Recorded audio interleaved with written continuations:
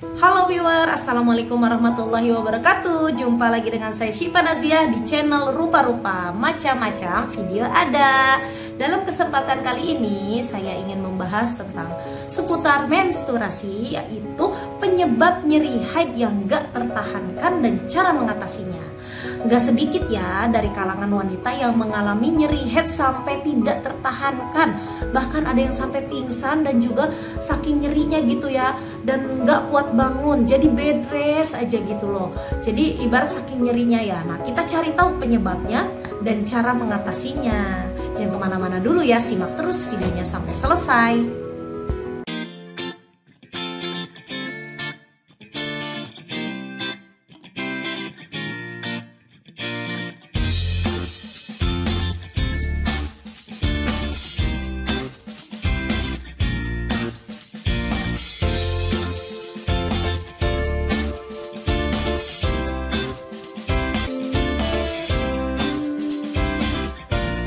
Nah, sebelum lanjut ke pembahasan berikutnya, seperti biasa di-subscribe dulu dong channel Rupa-Rupa. Buat kamu yang belum subscribe, biar saya juga tambah semangat menyajikan konten-konten bermanfaat lainnya. Dan juga supportnya dengan like video ini ya. Dan bagi kamu yang ada pertanyaan tentang seputar yang dibahas dalam video ini, silahkan komen di bawah ya. Dan jangan lupa share ke teman yang lain, biar makin banyak yang tahu tentang channel ini. Terima kasih.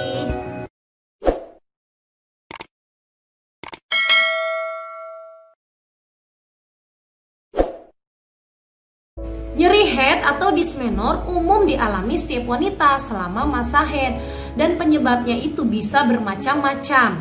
Tapi perlu waspada juga kalau nyeri itu rasanya tidak tertahankan.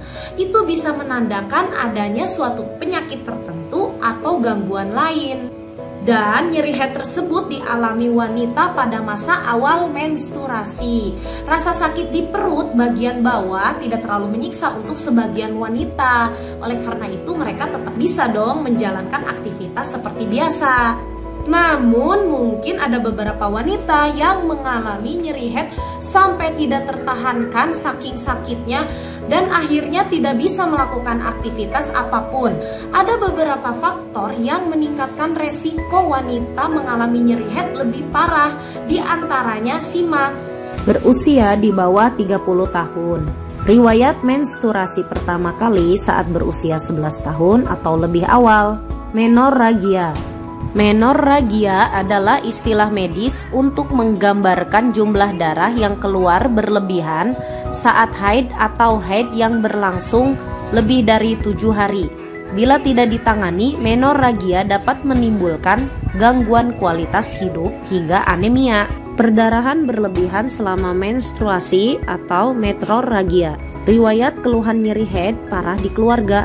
Berat badan berlebih atau kurang, kebiasaan merokok dan konsumsi minuman beralkohol. Nah, selanjutnya ngebahas tentang berbagai penyebab nyeri haid. Nah, nyeri haid yang dialami wanita saat menstruasi disebabkan oleh beberapa hal. Di antaranya,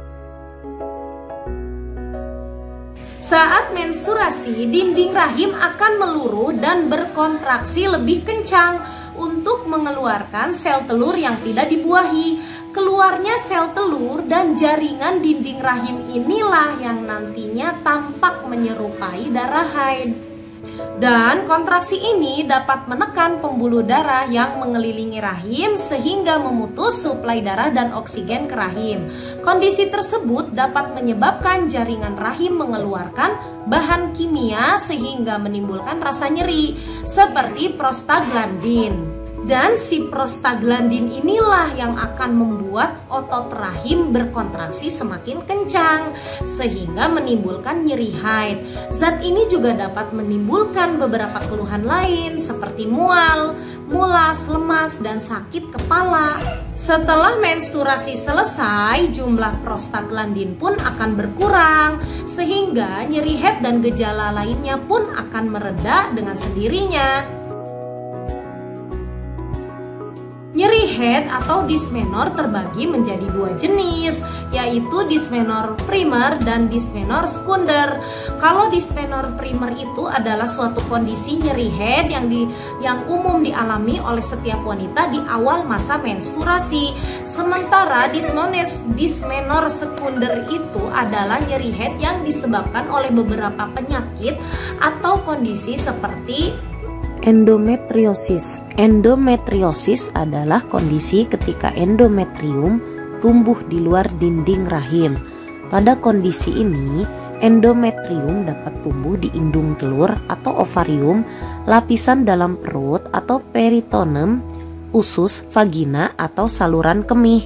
Radang panggul. Radang panggul atau pelvic inflammatory disease atau PID adalah infeksi pada organ reproduksi wanita seperti serviks, rahim, dan ovarium. Salah satu penyebab paling sering dari radang panggul adalah infeksi menular seksual. Adenomiosis. Adenomiosis adalah kondisi ketika endometrium atau lapisan permukaan rongga rahim tumbuh di dalam dinding otot rahim atau myometrium. Meski umumnya kondisi ini tidak berbahaya, tetapi dapat menimbulkan perdarahan, nyeri, dan berpengaruh buruk pada kualitas hidup penderitanya. Fibroid atau myom yaitu tumor di dinding rahim yang tidak bersifat kanker. Efek samping penggunaan alat kontrasepsi dalam rahim atau intrauterine device atau IUD. Selain itu, nyeri head juga dapat disebabkan oleh penyakit lain seperti masalah pada kandung kemih atau saluran indung telur alias tuba falopi dan penyempitan pada leher rahim.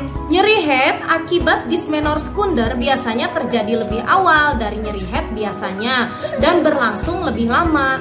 Selain nyeri head, dysmenor sekunder juga dapat disertai dengan gejala lainnya seperti menstruasi tidak teratur, keputihan kental dan berbau, perdarahan di antara masa menstruasi, dan serta nyeri ketika melakukan hubungan seksual. Oke ladies, jika Anda merasakan nyeri head yang mengganggu, ada beberapa cara nih yang bisa meringankan keluhan tersebut, antara lain sebagai berikut.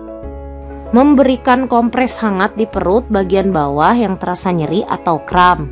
Memperbanyak aktivitas fisik atau olahraga. Melakukan teknik relaksasi seperti meditasi, yoga, dan latihan pernapasan. Membatasi konsumsi makanan berlemak dan minuman yang mengandung kafein serta alkohol. Mencukupi kebutuhan cairan dengan minum air putih yang banyak. Mengonsumsi teh herbal seperti chamomile dan jahe. Mengurangi stres, menggunakan obat pereda nyeri yang dijual bebas seperti paracetamol. Nyeri head yang muncul sesekali bukanlah hal berbahaya, namun kamu juga perlu waspada bila nyeri head terasa sangat parah dan muncul setiap kali kamu datang bulan. Begitu pula jika nyeri head muncul disertai dengan keluhan lain seperti perdarahan berlebih, periode menstruasi yang lebih lama dari biasanya, keputihan tidak normal, serta nyeri terasa intens di area panggul dan juga disertai dengan demam. Jika berbagai cara di atas tidak mengurangi keluhan nyeri head yang kamu rasakan, kamu bisa periksakan diri ke dokter. Nantinya dokter akan memeriksa dan menentukan penyebab nyeri head kamu dan bisa memberikan pengobatan yang sesuai. Itulah tadi informasi tentang penyebab nyeri head yang tidak tertahankan dan cara mengatasinya dari saya. Semoga bermanfaat ya buat kamu yang belum subscribe. Di subscribe dulu dong channel Rupa-Rupa. Dan jangan lupa di like untuk supportnya. Dan kamu bisa komen bila ada pertanyaan. Dan share juga ke yang lain biar makin banyak yang tahu tentang channel ini. Dan sekali lagi saya tegaskan, saya bukanlah dokter. Saya hanya seseorang yang haus pengetahuan dan ingin membagikan pengetahuan yang saya dapatkan, tentunya dari sumber yang terpercaya dong. Nah, kamu bisa lihat ya sumber sumber informasi yang saya bagikan ini di kolom deskripsi. Oke, terima kasih. Wassalamualaikum warahmatullahi wabarakatuh.